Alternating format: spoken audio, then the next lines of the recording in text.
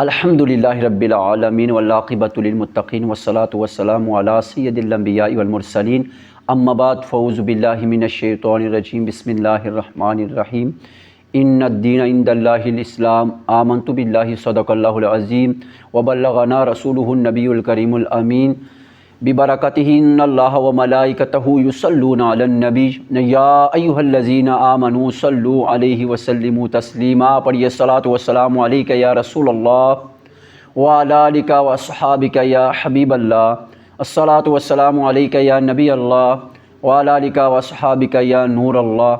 پیارے اور محترم اسلامی بھائیو، آج الحمدللہ عز وجل ہم بہار رمضان ٹرانسمیشن کے اندر موجود ہیں، تو ماشاءاللہ مختلف موضوعات پر یہ بیانات کا سلسلہ جاری ہے۔ تو اسی سلسلے میں آج ایک اور موضوع پر گفتگو کرنے کا ارادہ ہے، وہ یہ ہے کہ اسلام میں راستوں کے حقوق کیا ہیں۔ تو اس حوالے سے ہم انشاءاللہ عز وجل قرآن و سنت کی روشنی میں دیکھیں گے کہ اسلام نے راستوں کے حقوق کس طرح بیان کیے اور کس انداز کے اندر اسلام نے راستوں کے حقوق بیان کیے۔ اسلام ایک ایسا دین ہے کہ جو جامع دین ہے، جو حسین دین ہے، اور اپنے حسن میں یہ اس کا کوئی دین مقابلہ نہیں کر سکتا۔ اگر تقابل ادیان کی ہم بات کریں تو جو حسن اسلام میں ہے، جو حسن اس کی تشریحات کے اندر ہے، اتنا حسن کسی اور دین کے اندر نہیں ہے، نہ اس دین کی تشریحات کے اندر ہے کہ اس اسلام نے فساد کا خاتمہ کیا اور یہ اسلام امن کا داعی ہے۔ تو اس سلسلے میں اسلام نے پھر اپنے ماننے والوں کو ایک گائیڈ لائن دی ہے، اور اس سلسلے میں اسلام نے اپنے ماننے والوں کو مخلوق کے حقوق کو بھی ادا کرنے کا حکم دیا، اور بتایا کہ ان مخلوقات کے حقوق جب تم ادا کرو گے تو یہ وہ چیز ہے کہ جس کے ذریعے تم معاشرے کے اندر امن قائم کر سکتے ہو، یہ وہ چیز ہے کہ جس کے ذریعے معاشرہ امن کا گہوارہ بن سکتا ہے۔ اگر ہم حقوق کی بات کریں تو حقوق کی ایک لمبی فہرست تیار کی جا سکتی ہے کہ سب سے پہلے بنیادی طور پر اللہ تبارک و تعالیٰ کے انسانوں پر حقوق ہیں، اور اس کے بعد نبی مکرم صلی اللہ علیہ وسلم کی امت پر حقوق ہیں، اس کے بعد قرآن مجید کے حقوق ہیں، اور اس کے بعد والدین کے اولاد پر حقوق ہیں، اولاد کے والدین پر حقوق ہیں، اس طرح دیگر پڑوسیوں، دوست احباب کے حقوق ہیں۔ تو اسی طرح اسلام نے راستوں کے بھی حقوق بیان کیے ہیں، اسلام نے راستوں کے بھی حقوق بیان کیے ہیں۔ تو راستہ جو ہے یہ چاہے وہ دنیاوی زندگی ہو چاہے وہ اخروی زندگی ہو، دونوں کے لیے یہ ضروری ہے۔ اب دینی زندگی کے لیے بھی بڑا ضروری ہے اور اس پر بڑا زور دیا گیا ہے، اور اس کے لیے اسلام نے ہمیں بتایا کہ دینی راستہ جو ہے یہ صراط مستقیم ہونا چاہیے، ٹیڑھا راستہ نہیں ہونا چاہیے، سیدھا راستہ ہونا چاہیے۔ تو قرآن مجید برہان رشید کی پہلی سورت کے اندر ہی اللہ تبارک و تعالیٰ نے ہمیں اس بارے میں ہمیں بتایا اور حکم دیا کہ جب تم دعا کرو تو اس انداز میں دعا کرو کہ اہدنا الصراط المستقیم صراط الذین انعمت علیہم غیر المغضوب علیہم ولا الضالین۔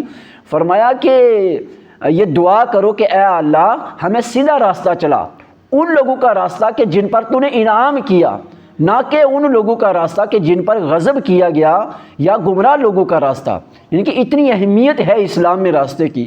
پھر چونکہ ہم ایک معاشرے کے اندر رہتے ہیں تو اس معاشرے میں راستے کی بڑی ضرورت ہے، اس کے ساتھ بڑی ضروریات انسان کے ریلیٹڈ ہوتی ہیں، تو راستے کے بہت سارے حقوق ہیں۔ اب قرآن مجید برہان رشید کے اندر اللہ تبارک و تعالیٰ نے اسلام کے حوالے سے میں نے بتایا نا کہ اسلام ایک ایسا جامع دین ہے کہ جس نے ان ساری چیزوں کو ہمارے سامنے رکھا۔ رسول اکرم صلی اللہ علیہ وسلم نے اپنی حدیث کے اندر جا بجا صحابہ اکرام علیہم الرضوان کو اس حوالے سے تعلیم دی، اور اصل یہ چونکہ دین قیامت تک چلنا تھا تو صحابہ اکرام علیہم الرضوان کے توسل سے پھر ہمیں بھی یہ حکم ملا، اور قیامت تک آنے والے لوگوں کو یہ حکم ملا کہ راستوں کے حقوق کو تم نے کیسے پیش نظر رکھنا ہے۔ میرے آقا صلی اللہ علیہ وسلم نے ارشاد فرمایا کہ جو راستہ ہے یہ 7 ہاتھ جو ہے یہ اتنا لمبا رکھو، یہ راستے کی جو لمبائی ہے، جو چوڑائی ہے، یہ 7 ہاتھ ہونی چاہیے۔ اب یہ تقریباً 3.5 میٹر بنتا ہے، تو یہ اس وقت رسول اکرم صلی اللہ علیہ وسلم نے صحابہ اکرام علیہم الرضوان کو گائیڈ لائن دی تھی کہ جب تم راستے کی تعین کرو، جب مکانات تم تعمیر کرنا چاہو تو پھر چونکہ اس میں راستہ بھی رکھنا ہوتا ہے، تو جو راستے کی مقدار ہے فرمایا کہ یہ 7 ہاتھ ہونا چاہیے، یعنی کہ جو 3.5 فٹ اس کی جو چوڑائی بنتی ہے اتنا ہونا چاہیے کہ اس وقت چونکہ جو سواریوں کا سلسلہ تھا وہ جانوروں پر سواریاں ہوتی تھی، تو جانور گزرنا وہ آسان ہو، انسانوں کا گزرنا آسان ہو، تو اس لیے میرے آقا صلی اللہ علیہ وسلم نے یہ اس وقت مقدار بیان کی۔ اور مزید اس حوالے سے میرے آقا صلی اللہ علیہ وسلم نے صحابہ اکرام علیہم الرضوان کو اس حوالے سے متوجہ فرمایا تھا۔ میرے آقا صلی اللہ علیہ وسلم نے صحابہ سے فرمایا تھا کہ راستوں میں بیٹھنے سے بچو۔ کیا فرمایا تھا؟ کہ راستوں میں بیٹھنے سے بچو۔ تو صحابہ اکرام علیہم الرضوان نے عرض کی کہ یا رسول اللہ صلی اللہ علیہ وسلم، اب راستوں میں بیٹھے بغیر ہمارا گزارا نہیں ہو سکتا، راستوں میں بیٹھے بغیر ہمارا گزارا نہیں ہو سکتا، ہمارا راستوں میں بیٹھنا مجبوری ہے۔ تو حضور علیہ الصلوۃ والسلام نے ارشاد فرمایا کہ اگر راستوں میں بیٹھنا تمہارا مجبوری ہے، راستوں میں بیٹھے بغیر تمہارا گزارا نہیں ہو سکتا، تو پھر راستوں کا ان کا حق دو، راستوں کو ان کا حق دو، راستوں کے حقوق کو پیش نظر رکھو، راستوں کے حقوق کو سامنے رکھنا ہے۔ پھر اب صحابہ کرام علیہم الرضوان نے عرض کی کہ یا رسول اللہ صلی اللہ علیہ وسلم، اب راستوں کے کیا حقوق ہیں؟ آپ دیکھیں نا، کامن سینس کی بات یہ ہے کہ ہمیں یہ سمجھ ہے کہ اللہ کے حقوق ہیں مخلوق پر، پھر حضور علیہ الصلوۃ والسلام کے حقوق، قرآن کے حقوق ہیں، اسی طرح والدین کے حقوق ہیں، تو یا رسول اللہ صلی اللہ علیہ وسلم یہ راستوں کے کیا حقوق ہیں؟ تو میرے آقا صلی اللہ علیہ وسلم نے پھر وہاں چند حقوق بیان کیے کہ راستوں کے یہ حقوق ہیں۔ تو فرمایا یہ حقوق جب تم پیش نظر رکھو گے تو پھر تمہیں راستوں میں بیٹھنے کی پھر اجازت ہے۔ اگر تم ان حقوق کو پیش نظر نہیں رکھو گے، اگر تم ان حقوق کو پامال کرو گے، تو فرمایا پھر راستوں میں بیٹھنے کی شرعی اجازت نہیں ہے۔ تو پہلا حق کیا رسول اکرم صلی اللہ علیہ وسلم نے فرمایا کہ پہلا راستے کا حق یہ ہے کہ اپنی نگاہوں کو جھکا کے رکھنا ہے، اپنی نگاہوں کو جھکا کے رکھنا ہے۔ اور میرے آقا صلی اللہ علیہ وسلم نے فرمایا کہ تکلیف دہ چیز کو ہٹانا، فرمایا یہ راستے کا حق ہے، تکلیف دہ چیز کو راستے سے ہٹانا یہ حق ہے۔ اور فرمایا کسی کو تکلیف نہ دینا، یہ بھی راستے کا حق ہے۔ اور فرمایا کہ سلام کا جواب دینا، اگر کوئی آ رہا ہے وہ سلام کر رہا ہے اور سلام اس نے کیا تو اس کو سلام کا جواب دینا، فرمایا یہ راستے کے حقوق میں سے ہے۔ اور میرے آقا صلی اللہ علیہ وسلم نے فرمایا کہ نیکی کا حکم دینا اور برائی سے منع کرنا، فرمایا یہ راستے کے حق ہے۔ اب دیکھیں نا کہ کس انداز میں حضور علیہ الصلوۃ والسلام نے صحابہ کرام علیہم الرضوان کی تربیت کی۔ اب سرکار نے جب صحابہ کی تربیت کی، چونکہ صحابہ نے آگے دین چلانا تھا، صحابہ نے آگے دین پھیلانا تھا، تو وہ بھی تشریحات چلتے چلتے ہم تک پہنچی۔ اب ہم نے بھی دیکھنا ہے کہ اگر ہم کہیں ہمارا راستوں میں بیٹھنا ہو تو آیا کیا ہم ان حقوق کو سامنے رکھتے ہیں؟ کیا ہم نگاہ جھکا کے رکھتے ہیں؟ کیا اگر کوئی وہاں ہمیں سلام کر رہا ہے ہم اس کے سلام کا جواب دیتے یا نہیں دیتے؟ یا پھر ہم نیکی کا حکم دیتے یا نہیں دیتے؟ پھر برائی سے ہم منع کرتے یا نہیں کرتے؟ تو اسی مضمون کی ایک اور حدیث بھی رسول اکرم صلی اللہ علیہ وسلم کی ہمیں ملتی ہے، اور وہ حضرت ابو طلحہ رضی اللہ عنہ سے روایت ہے کہ حضرت ابو طلحہ بیان کرتے ہیں کہ رسول اکرم صلی اللہ علیہ وسلم، ہم ایک گھر کے سامنے بیٹھے بات کر رہے تھے، ہم گھر کے سامنے بیٹھ کر باتوں میں مشغول تھے کہ رسول اکرم صلی اللہ علیہ وسلم جلوہ فرما ہوئے، اور رسول اکرم صلی اللہ علیہ وسلم نے فرمایا کہ تم راستوں میں کیوں بیٹھ جاتے ہو؟ اے میرے صحابہ، تم راستوں میں کیوں بیٹھ جاتے ہو؟ تو فرمایا اس سے بچو۔ تو حضرت ابو طلحہ کہتے ہیں کہ ہم نے عرض کی کہ یا رسول اللہ صلی اللہ علیہ وسلم، ہم ایسے کام کے لیے بیٹھے ہوئے ہیں کہ جس میں کوئی حرج نہیں ہے، ہم ایسے کام کے لیے بیٹھے ہوئے ہیں کہ جس میں کوئی حرج نہیں ہے۔ تو رسول اکرم صلی اللہ علیہ وسلم نے فرمایا کہ یعنی کہ انہوں نے پھر کہا کہ ہم آپس میں بات چیت کر رہے ہیں، آپس میں تبادلہ خیال کر رہے ہیں، تو اس پر رسول اکرم صلی اللہ علیہ وسلم نے فرمایا کہ اگر تم نے راستوں میں بیٹھ کر ہی تبادلہ خیال کرنا ہی ہے تو میرے آقا صلی اللہ علیہ وسلم نے ارشاد فرمایا کہ پھر اس راستے کا حق ادا کرنا ہے، راستے کا حق ادا کرنا ہے۔ اور اس حدیث میں بھی رسول اکرم صلی اللہ علیہ وسلم نے یہ چیز بیان کی کہ نظر کو نیچا رکھنا ہے، اور فرمایا سلام کا جواب دینا ہے، اور فرمایا اچھی بات کرنی ہے۔ اب چونکہ جس دور میں یہ رسول اکرم صلی اللہ علیہ وسلم نے چیزیں بیان کی تو اس میں آپس میں بات چیت ایسے ہی کی جاتی تھی، چونکہ اب اس طرح کا ڈیجیٹل دور تو نہیں تھا، یہ میڈیا یا سوشل میڈیا تو نہیں تھا کہ یہاں بیٹھ کر ہم کسی دوسرے ملک میں بھی بات کر سکتے ہیں، اپنا پیغام ڈیلیور کر سکتے ہیں، اس طرح کا سلسلہ تو نہیں تھا۔ وہاں پر دین اگر ڈیلیور کرنا ہے، دین کی تعلیمات آگے پہنچانی ہے تو اس میں آپس میں بیٹھ کر مختلف امور پر پھر مشورہ ہوتا تھا۔ تو اب صحابہ کرام اس غرض سے وہاں بیٹھتے تھے اور ان کی کوئی غرض نہیں تھی، وہ خیر القرون تھا، وہ بہترین زمانہ تھا، تو اس میں صحابہ کرام ان سارے لوازمات کا خیال رکھتے تھے۔ تو رسول اکرم صلی اللہ علیہ وسلم نے پھر بھی صحابہ اکرام کو پھر ایک گائیڈ لائن دی تھی کہ اے میرے صحابہ، اگر راستوں میں بیٹھنا تمہاری مجبوری ہے تو پھر تم نے یہ دیکھنا ہے کہ تم ان کے حقوق ادا کر رہے ہو کہ نہیں کر رہے۔ اگر تو تم ان کے حقوق ادا کر رہے ہو تو پھر تمہیں ان راستوں میں بیٹھنے کی تمہیں اجازت ہے، ورنہ تمہیں یہاں راستوں میں بیٹھنے کی اجازت نہیں ہے۔ تو یہ ساری چیزیں میرے آقا صلی اللہ علیہ وسلم نے صحابہ کرام علیہ رضوان کے آگے بیان کی تھی۔ اب میرے بھائیوں، یہ ہم نے بھی دیکھنا ہے کہ یہ جو راستوں پر پھر ہم قبضہ کر لیتے ہیں، اب دوسری اراضی پر، دوسروں کی زمینوں پر ہم قبضہ کر لیتے ہیں، تو یہ بھی ہم نے دیکھنا ہے کہ شریعت نے ہمیں اس سے کتنا روکا ہے۔ اب دیکھیں، اسلام نے راستوں کے حقوق بیان کیے کہ جب راستوں میں بیٹھنے کی اجازت نہیں تو پھر اب قبضہ کرنے کی کہاں شرعن اجازت ہوگی؟ لیکن ہم کر رہے ہیں، ہم یہ نہیں دیکھتے کہ ہمیں اس کا کتنا خمیازہ بھگتنا پڑے گا، ہمیں اس کی طرف ہماری توجہ نہیں ہے، حالانکہ ہماری اس کی طرف توجہ ہونی چاہیے۔ اب ہم گھر بناتے ہیں، ہم کیا کرتے ہیں؟ گھر بناتے ہیں، تو پھر گھر میں ہماری یہ کوشش ہوتی ہے کہ ہم اپنی زمین پر تو بناتے ہی ہیں، ساتھ کیا کرتے ہیں کہ جو دوسرے کسی کی زمین ہے یا سرکاری زمین ہے، ہم اس کو بھی ملا لیتے ہیں، 1 فٹ 2 فٹ، یا ہم آگے ہو جاتے ہیں۔ تو ایسا میرے بھائیوں نہیں ہونا چاہیے۔ یہ ایک راستے کے حوالے سے ہمیں اسلام نے گائیڈ لائن دی ہے کہ تم نے راستہ اتنا چھوڑنا ہے۔ وہ جو پہلے بنیادی طور پر میں نے حدیث پاک بیان کی کہ رسول اکرم صلی اللہ علیہ وسلم نے فرمایا کہ جو راستہ ہے یہ تم نے 7 ہاتھ چھوڑنا ہے۔ کتنا چھوڑنا ہے؟ 7 ہاتھ راستہ چھوڑنا ہے۔ تو اب ہم نے دیکھنا ہے کہ جب ہم گھر بنا رہے ہیں تو اتنا راستہ چھوٹ رہا ہے یا نہیں چھوٹ رہا۔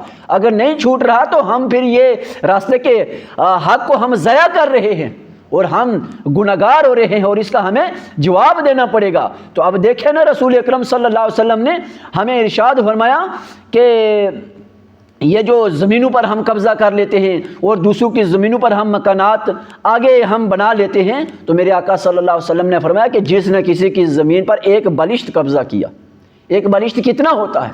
تو فرمایا قیامت کے دن اس کو 7 زمینوں کا طوق پہنایا جائے گا۔ اللہ اکبر! یہ کوئی چھوٹی بات ہے؟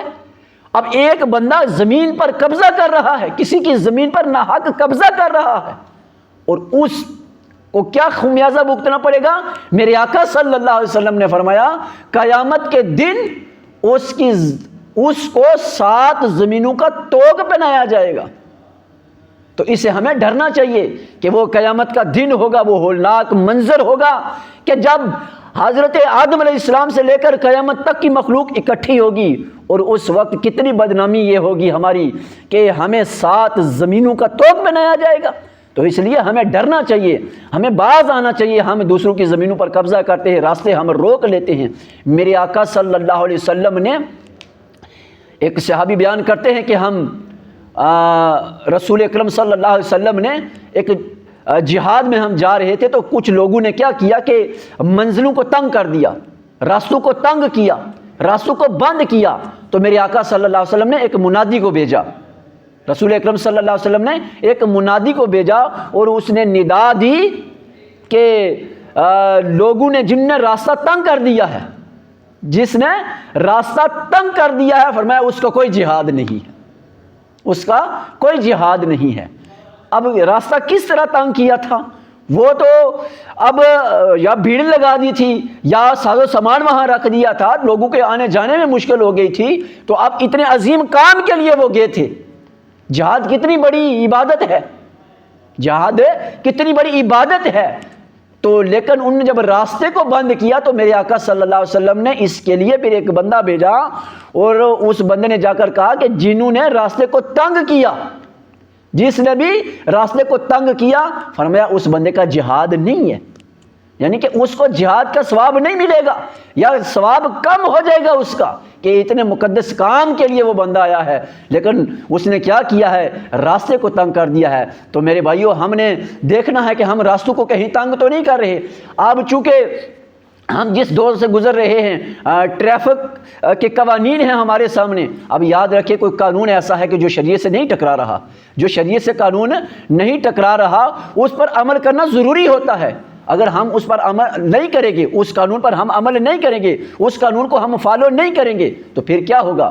ہمیں مشکلات کا سامنا کرنا پڑے گا۔ جو ادارے، محافظ ادارے ہیں، وہ پھر ہمیں پکڑیں گے۔ قرآن مجید برہان رشید کے اندر اللہ تبارک و تعالیٰ نے فرمایا نا، وَلَا تُلْقُوا بِأَيْدِيكُمْ إِلَى التَّهْلُكَةِ، کہ اپنے ہاتھوں کو ہلاکت میں نہ ڈالو۔ تو اب ہم اپنے آپ کو ہلاکت میں ڈال رہے ہیں کہ جہاں پر لکھا ہوتا ہے کہ نو پارکنگ، کہ یہاں پر گاڑی کھڑی نہیں کرنی، یہاں پر موٹر بائک کھڑا نہیں کرنا، لیکن وہاں ہی ہم نے گاڑی کھڑی کی ہوتی ہے، وہیں ہم نے موٹر بائک کھڑا کیا ہوتا ہے۔